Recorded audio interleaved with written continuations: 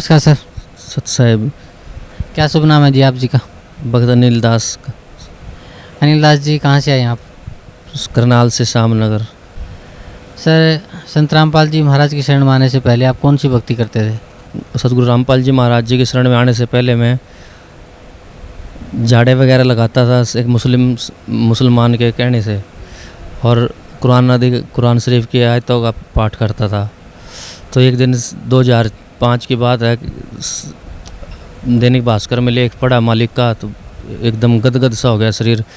तो पुस्तकें मंगाई और परमात्मा का ज्ञान पढ़ते पढ़ते ही आंखों से आंसू आने लगे। ये इतना निर्मल ज्ञान ये कहाँ छुपा हुआ था।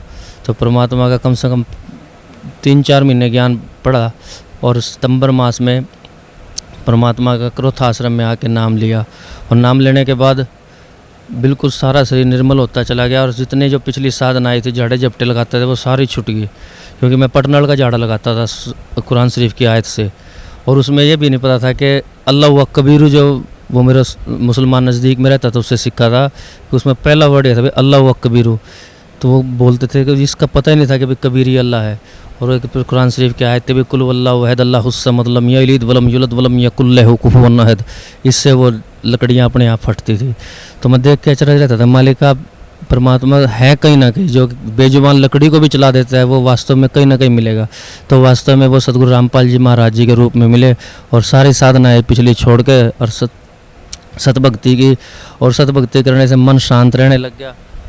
सर, परम संत सतगुरु रामपाल जी महाराज से नाम उपदेश लेने के बाद आपको क्या लाभ मिला? परमात्मा के लाभ तो पहले तो शरीर शांत रहने लग गया। एक दिन मुझे यहाँ दर्द रहने लग गया था, तो उसमें परमात्मा झूठे केस में इन लोगों ने फंसा दिए थे 2006 में।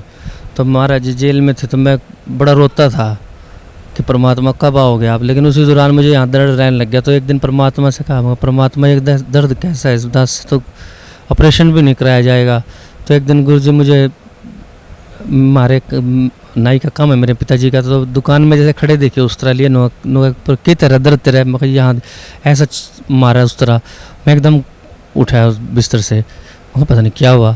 उस दिन के बाद आज तक मेरे कोई भी दर्द नहीं है परमात्मा की दया से।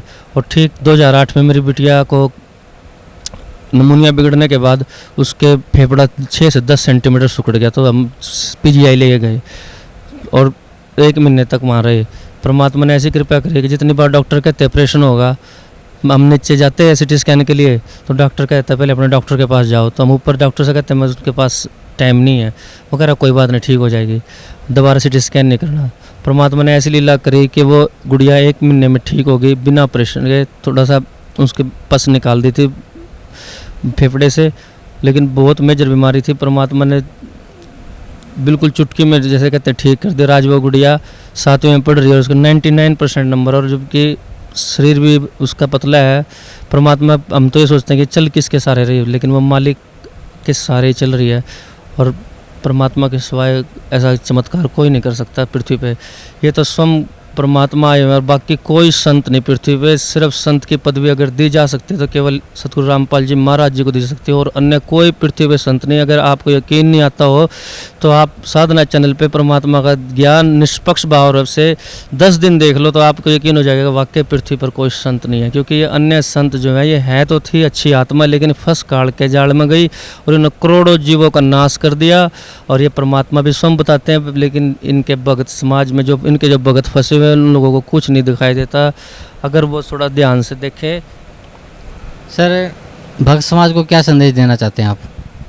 भगत समाज से मेरी यही प्रार्थना है कि कृपया ध्यान से इस सतगुरु रामपाल जी महाराज जी ज्ञान को सुने और निष्पक्ष भाव से सुने, क्योंकि वो किसी की निंदा नहीं करते, जबकि निंदा का अर्थ हम लोगों ने गलत लगा लिया। वो ज्यों कहते हो शास्त्रों से इन संतों की बनाई पुस्तकों को दिखाते हैं, और इन संतों का ज्ञान शास्त्रों के विपरीत है। और जिन जिन महापुरुषों को प्राप्त हुआ परमात्मा, जैसे कि आदरणीय नानक जी, धर्मदास जी, गरीबदास जी महाराज जी,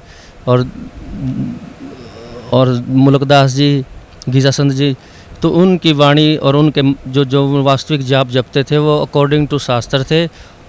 और इन संतों की ना तो नाम का प्रमाण और ना इनके ज्ञान का प्रमाण, तो ये सारे व्यर्थ हैं। चाहे आज समझो, चाहे आप 10 दिन बाद समझ लो, आपको ये मानना ही पड़ेगा कि सदगुरु रामपाल जी के सिवा इस पृथ्वी पे कोई संत नहीं है, पूर्ण परमात्मा के अवतार आए हुए हैं।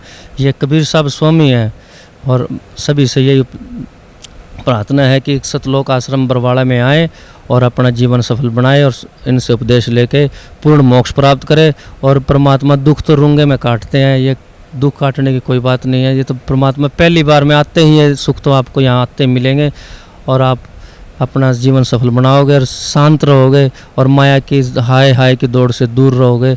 और परमात्मा जितना थोड़ा देंगे उसमें इस बरकत रहेगी आपके। परमात्मा का ऐसा निर्मल ज्ञान है। भगत समाज से इस जैसे कि सतलोक आश्रम बरवाड़ा में आए और अपना जीवन सफल कराए। सत्साई। धन्यवाद आपका, बहुत बहुत धन्यवाद।